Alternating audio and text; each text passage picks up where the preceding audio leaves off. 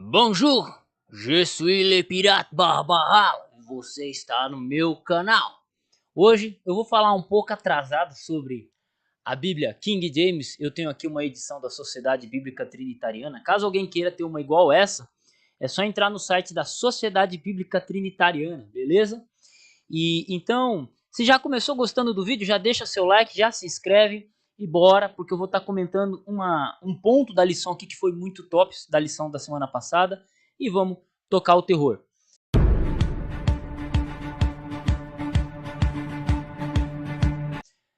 Essencialmente, a lição de segunda-feira, 29 de abril, dessa lição aqui, pá, né, 29 de abril, essa lição aqui, da lição, né, Grande Conflito de 2024, ela vai mencionar King James, né? Vai mencionar William Tyndale, né?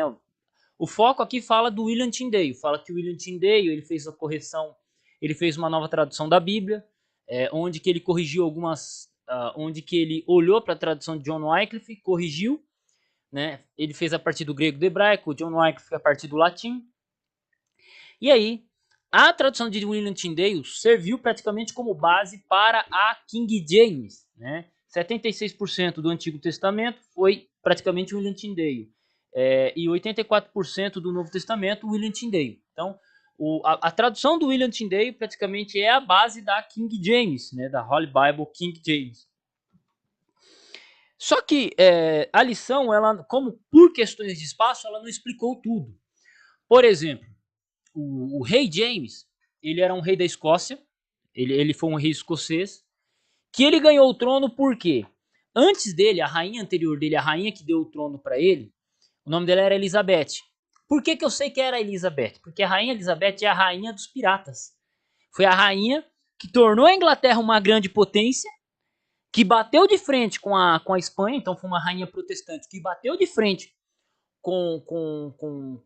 de certa forma com os católicos, foi a rainha que tornou a Inglaterra praticamente protestante, né? Podemos assim dizer. Você tem o Henrique VIII ali, mas o Henrique VIII ele manteve tradições católicas, né? Por causa do porque ele só bateu de frente com a Igreja Católica por causa que ele não tinha filhos, né? Então ele queria casar, recasar e tal. Mas a rainha Elizabeth de fato foi a primeira rainha, podemos dizer assim, uma rainha protestante, e que ela utilizou da pirataria, tá? Então, se alguém achar ruim aí, se lascou, porque a grande protestante, a grande rainha protestante, ela usa a pirataria como arma de guerra. Como assim? Ela mandava pessoas, ela dava autorização para pessoas, navegantes, donos de barco, saquear navios espanhóis. Então roubava ouro, fumo, tudo que era navio espanhol tinha autorização, estava em águas inglesas, tinha autorização para saquear e roubar. Então ela dava carta de corso, por isso que existe a expressão corsário, né? Então ela dava carta de corso e aí ela utilizava da pirataria, ela utilizava-se dos piratas para cuidar. Tá bom, Adolfo, o Barbarrala, o que isso tem a ver com o que você está dizendo sobre a King James? Ok. A rainha Elizabeth, ela não teve filhos, ela morreu porque ela era uma rainha, então ela morreu. Mas ela não teve filhos, então antes dela morrer, ela dá o trono dela ao sobrinho dela, o rei James, que era filho de Maria, da Inglaterra, da Escócia. Então ele entra no trono.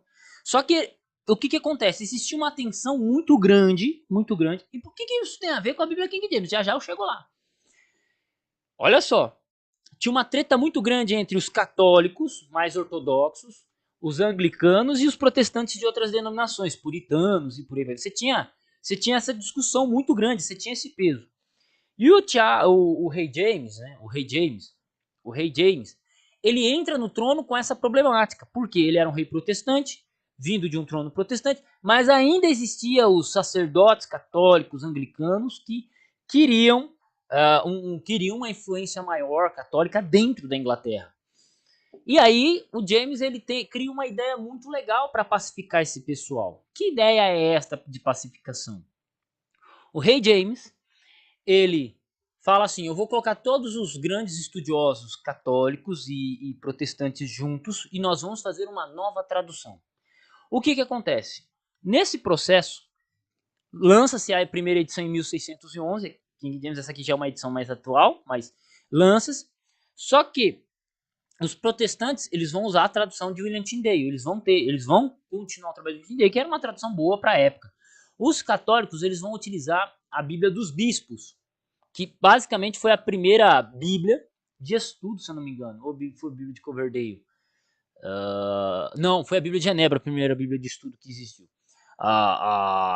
Os bispos, os sacerdotes católicos, eles vão usar como base a Bíblia dos Bispos, né? E eles vão utilizar, sim, também a Vulgata de São Jerônimo. Eles vão usar uma Vulgata latina como base. Tanto que é na King James que você tem o termo Lúcifer, né? Lá em Isaías 14, verso 12. Por quê? Porque isso é influência da Vulgata latina, influência dos sacerdotes católicos. Então o que acontecia?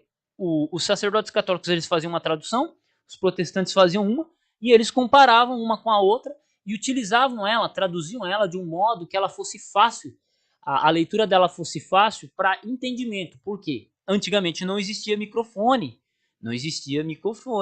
Então você tinha que falar e todo mundo tinha que o quê? Te ouvir. Então, as palavras escolhidas na King James nem sempre eram uma tradução mais fiel e mais literal, mas elas eram uma tradução escolhida que melhor ecoasse, que melhor combinasse. Então, você tem isso na King James, né? Você tem, ela não é só baseada no grego e no hebraico, né? Ela também tem influência da Vulgata Latina, ela tem influência da tradução de Tyndale, ela tem influência da Bíblia dos Bispos, porque foram pelo menos 50 pessoas que fizeram essa tradução. Foram 50 pessoas nesse processo. E curiosamente, essa tradução, ela vem e podemos dizer que ela estabiliza a língua inglesa, né? Não vou dizer o termo estabilizar, mas ela que padroniza. Por quê? Com o passar do tempo, a King James ela passa a ser a Bíblia padrão dos púlpitos, porque era uma Bíblia boa, ela não vendeu tanto na época, né? Porque coisas novas demoram um pouco para ganhar mercado. Mas quando ela foi ganhando mercado, ela se tornou a Bíblia padrão de fala inglesa e ela se tornou essencialmente o padrão. E assim vai. E assim até hoje, né? Ela é a grande tradução da língua inglesa dentro do meio protestante. E são detalhes que, assim, que eu estou comentando aqui, que não dá para comentar numa lição da escola sabatina, né? Até falei pro pessoal, né? Falei, gente, se eu fosse falar de tradução aqui, gente, detalhe por detalhe, não dá. Inclusive, nessa lição aqui, por exemplo, não foi mencionado um grande reformador de língua lusófona, que é o João Ferreira de Almeida, que traduziu o Bíblia do João Ferreira de Almeida.